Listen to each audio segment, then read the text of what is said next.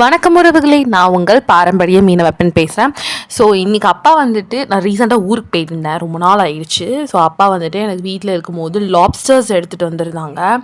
இந்த லாப்ஸ்டர் வந்துட்டு ரொம்ப காஸ்ட்லி. ஸோ இது பேபி லாப்ஸ்டர் தான், இதை விட பெரிய சைஸ்லாம் இருக்குது. அது எடுத்துகிட்டு வந்திருந்தாங்க. இது எக்ஸ்போர்ட்டுக்கு போகிறது தான். பட் நான் ரொம்ப ஆசைப்பட்டு கேட்பேன்றதுக்காண்டி அப்பா எனக்கு இதை எடுத்துகிட்டு வந்திருந்தாங்க. எடுத்துகிட்டு வந்து க்ளீன் பண்ணி தந்தாங்க. ஆக்சுவலாக இதை க்ளீன் பண்ண அவசியமே இல்லை.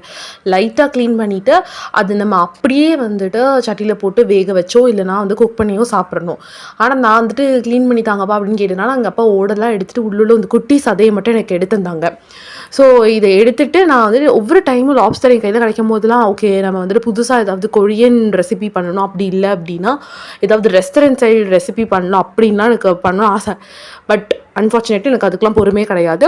இன்னும் எக்ஸ்ட்ரா கொஞ்சம் ராலெல்லாம் வாங்கிட்டு வந்திருந்தாங்க. அதெல்லாம் நான் போட்டுட்டு ஒரு சம்வாட் ஒரு கொரியன் ஸ்டைல் ட்ரை பண்ணேன். நான் கொஞ்சமாக எண்ணெய் ஊற்றி அதில் வந்து சில்லி பவுடர் போட்டு சில்லி ஆயில் ரெடி பண்ணி ஸோ இந்த அந்த ப்ரானையும் லாப்ஸ்டரையும் அதில் போட்டு சில்லிஸ் க்ரீன் சில்லிஸை லாங் சைஸாக நீள நீளமாக வெட்டி அதையும் நான் போட்டு உட்காந்து நல்லா ஸ்பைஸியாக சாப்பிட்டு இருந்தேன். ஸோ இட் வாஸ் குட், எனக்கு ரொம்ப பிடிச்சிருந்து. ஸோ உங்களுக்கு இந்த மாதிரி எக்ஸ்போர்ட் ஐட்டம்ஸ் ப்ரான் லாப்ஸ்டர் இதெல்லாம் வேணும் அப்படின்னா கீழே இருக்க காண்டாக்ட் நம்பருக்கு காண்டாக்ட் பண்ணிக்கோங்க.